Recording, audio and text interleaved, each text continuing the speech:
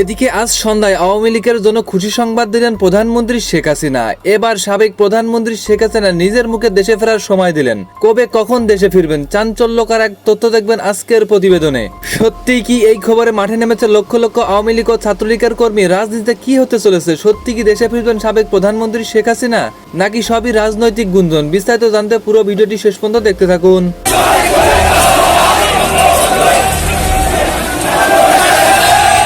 চলতি বছরই বাংলাদেশে ফিরবেন বলে ঘোষণা দিয়েছেন কার্যক্রম নিষিদ্ধ আওয়ামী লীগ সভাপতি ও সাবেক প্রধানমন্ত্রী শেখ হাসিনা। এবছরে নাকি দেশে ফিরবেন শেখ হাসিনা। প্রায় 2 বছর ধরে ভারতে থাকা ক্ষমতাচ্যুত শেখ হাসিনার সামনে ঝুলছে মৃত্যুদণ্ডের রায়। ইউনূসকে পদত্যাগ করতে হবে, একটা নিরপেক্ষ সরকার করে তার অধীনে নির্বাচন দিতে হবে। যদিও আমি এখনো প্রধানমন্ত্রী, তবুও আমি বলবো জনগণ নির্বাচন চায়, হ্যাঁ নির্বাচন দিতে হবে, একটা কেয়ারটেকার গভর্নমেন্ট আলাদাভাবে তৈরি করি। আসসালামু আলাইকুম, জানিয়ে দিব এই মাত্র পর সর্বশেষ গুরুত্বপূর্ণ আপডেট খবর। দর্শক, এত সময় শুনছিলেন সংবাদ শিরোনাম, এবার থাকছে বিস্তারিত। তার আগে ছোট্ট একটা রিকোয়েস্ট করতে চাই, যারা এই ধরনের নিউজ লাভ দেখতে ভালোবাসেন, দেরি না করে চ্যানেল সাবস্ক্রাইব করে বেল আইকনটি অল করে দিবেন। তাহলে কথা লম্বা না করে চলুন ভিডিওটি শেষ পর্যন্ত দেখতে থাকি। এবছরে নাকি দেশে ফিরবেন শেখ হাসিনা। প্রায় 2 বছর ধরে ভারতে থাকা ক্ষমতাচ্যুত শেখ হাসিনার সামনে ঝুলছে মৃত্যুদণ্ডের রায়। রয়েছে একাধিক দুর্নীতির মামলাতেও সাজা। তার দল আওয়ামী লীগের কার্যক্রম নিষিদ্ধ। কিন্তু এসব কিছুই নাকি তাকে ভীত করছে না। ভারতীয় সংবাদ মাধ্যম এনডিটিভিকে দেওয়া সাক্ষাৎকারে এমন দাবি করেছেন শেখ হাসিনা। তিনি এমন এক সময় মন্তব্য করলেন যখন মাত্রই চীনের সাথে বাংলাদেশের সম্পর্ক নতুন উচ্চতা নিয়ে গেছেন প্রধানমন্ত্রী তারেক রহমান, যা ভারতের জন্য ভূরাজনৈতিকভাবে মেনে নেওয়া বেশ কঠিন। অন্যদিকে ঘনিয়ে আসছে স্থানীয় সরকার নির্বাচন, রাস্তায় নামতে শুরু করেছেন আওয়ামী লীগের নেতাকর্মীরাও। ফলে স্বাভাবিকভাবে প্রশ্ন উঠছে, আসলে কি দেশে ফিরছেন শেখ হাসিনা? আর তার দলের নেতাকর্মীরা কি স্থানীয় নির্বাচনে অংশ নিয়ে রাজনীতিতে ফেরার সুযোগ পাচ্ছেন? দর্শক, পর্দার আড়ালের এই জটিল রাজনৈতিক চালগুলি বুঝতে হলে আমাদের একটু পেছনে তাকাতে হবে। 2024 সালের আগস্টে শেখ হাসিনার সরকারের পতনের পর থেকে দেশের রাজনীতিতে অনেক জল ঘোলা হয়েছে। গত ত্রয়োদশ জাতীয় সংসদ নির্বাচনে অংশ নিতে না পারা আওয়ামী লীগের জন্য এখন মাঠ পর্যায়ে টিকে থাকাটাই সবচেয়ে বড় চ্যালেঞ্জ। আধুনিক জেনারেল হাসপাতাল ও উন্নত প্রযুক্তি এবং অভিজ্ঞ চিকিৎসক দলের নিরলস প্রচেষ্টায় আমরা আছি আপনার পাশে। ডেল্টা হাসপাতাল, মায়ের মতোই যত্নশীল।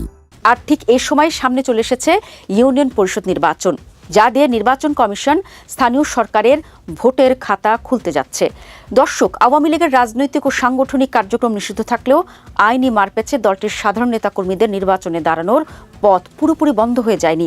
ইসি কর্মকর্তারা স্পষ্ট জানিয়েছেন, যেহেতু স্থানীয় সরকার নির্বাচন নির্দলীয় হবে।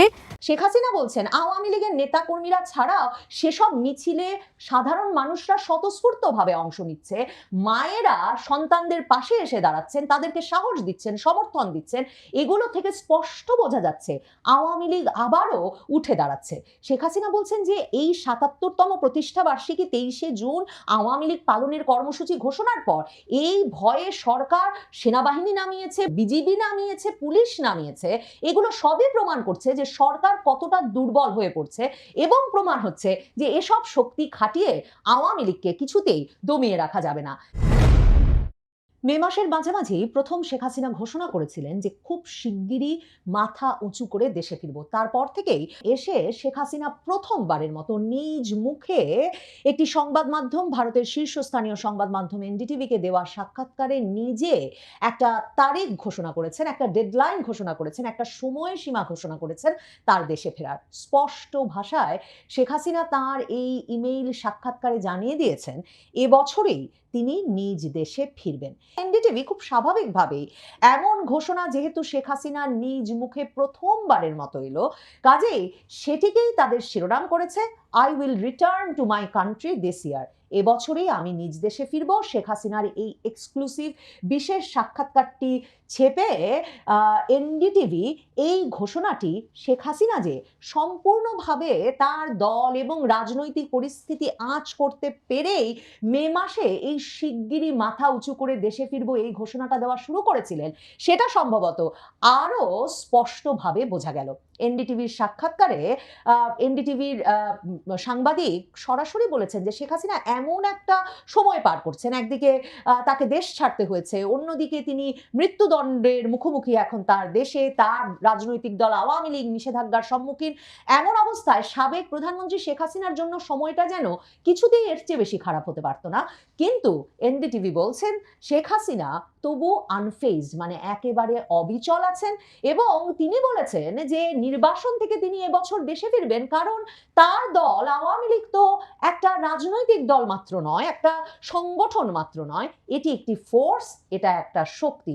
এবং শেখ হাসিনা এই সাক্ষাৎকারে বলেছেন যে বাংলাদেশের সংখ্যালঘুদের ওপর যে কোনো হামলা আসলে বাংলাদেশের মুক্তিযুদ্ধের ওপর হামলা, স্বাধীনতার ওপরে হামলা বলে তিনি মনে করেন। এই যে এনডিটিভির সঙ্গে এই এক্সক্লুসিভ ইমেইল ইন্টারভিউটিতে শেখ হাসিনা নানা বিষয়ে কথা বলেছেন, অনেকগুলো খুব নতুন প্রশ্ন এনডিটিভি তার দিকে করেছে, কিন্তু যেটা খুব স্বাভাবিক প্রথম প্রশ্ন, সেটাই এনডিটিভিরও প্রথম প্রশ্ন ছিল যে আপনি প্রায়শই এখন বলছেন আপনি দেশে ফিরবেন, আপনার সমর্থকেরাও এ বিষয়ে খুবই উজ্জীবিত যে খুব শিগগিরই আপনি বাংলাদেশে ফিরবেন, অনেক নেতারা বলছেন এবছরেই ফিরবেন, কিন্তু মৃত্যুদণ্ড মাথায় নিয়ে এই সিদ্ধান্ত আসলে কতটা বাস্তবসম্মত? শেখ হাসিনা বলছেন এটা তো আমার কোনো ব্যক্তিগত ইচ্ছা, উচ্চাকাঙ্ক্ষা কিংবা মানে আমার আকাঙ্ক্ষার সঙ্গে সম্পৃক্ত নয়, এটা অনেক বেশি সম্পৃক্ত বাংলাদেশের মানুষের রাজনৈতিক অধিকার, গণতন্ত্র পুনরুদ্ধার, আইনের শাসন প্রতিষ্ঠা এবং বাংলাদেশে আবারও মুক্তিযুদ্ধের চেতনা ফিরিয়ে আনার সঙ্গে। কারণ শেখ হাসিনা বলছেন আমি রাজনীতিটা ক্ষমতার জন্য করি না, আমি বাংলাদেশের জনগণের জন্য করি এবং বঙ্গবন্ধুর সোনার বাংলা বাস্তবায়নের জন্য করি। কাজেই ওই মৃত্যুদণ্ডের রায় সেটা তো কোনো ন্যায় বিচার না, এটা একটা ইল্লিগাল, বেআইনি, আনকনস্টিটিউশনাল, অসাংবিধানিক এবং রাজনৈতিকভাবে উদ্দেশ্য প্রণোদিত একটা প্রক্রিয়া। কাজেই যখন রাজনৈতিক প্রতিশোধের হাতিয়ার হিসেবে আইন বিভাগকে, বিচার বিভাগকে ব্যবহার করা হয়, তখন সেই বিচার নিয়ে ভাববার কিছু নাই। এর আগেও আওয়ামী লীগকে নেতৃত্ব শূন্য করতে বিচার বিভাগকে রাজনৈতিক প্রতিশোধের হাতিয়ার হিসেবে ব্যবহারের চেষ্টা হয়েছে, তখনও এগুলো ফেল করেছে, ব্যর্থ হয়েছে, এ দফায়ও এই উদ্যোগ ফেল করবে। এবং তিনি বলেছেন যে 1975 সালে তিনি তার পিতামাতাকে হারিয়েছেন, ভাইকে হারিয়েছেন, পুরো পরিবারকে হারিয়েছেন, 21শে আগস্ট তার উপর গ্রেনেড হামলা হয়েছে, এরপরেও অনেকবার তার উপর জীবনের ওপর হামলা হয়েছে, কিন্তু তিনি তো মৃত্যুকে কখনোই ভয় করেন নাই। তিনি বাংলাদেশের জনগণের জন্যই প্রায় পুরো জীবনটা কাজ করেছেন, কারণ বাংলাদেশের জনগণের সঙ্গে তার জীবনটা ওতপ্রোতভাবে জড়িয়ে গেছে আওয়ামী লীগের সঙ্গে, গণতন্ত্রের জন্য সংগ্রামের সঙ্গে এবং বাংলাদেশের উন্নয়নের সঙ্গে। কাজেই I want to say clearly, আমি স্পষ্টভাবে বলতে চাই, overcoming every obstacle and every conspiracy, সকল বাধা এবং ষড়যন্ত্রকে জয় করে I will return to my country. প্রিয় দেশবাসী, আপনার ভিডিওটি শুরু থেকে শেষ মাঝে যে যেখান থেকে দেখছেন আপনাদের সকলকে জানাই অসংখ্য ধন্যবাদ। যদি ভিডিওটি ভালো লেগে থাকে অবশ্যই শেয়ার করে দিবেন, তাহলে সুস্থ থাকবেন, ভালো থাকবেন। দেখা হবে পরবর্তী কোন নিউজে। আসসালামু আলাইকুম।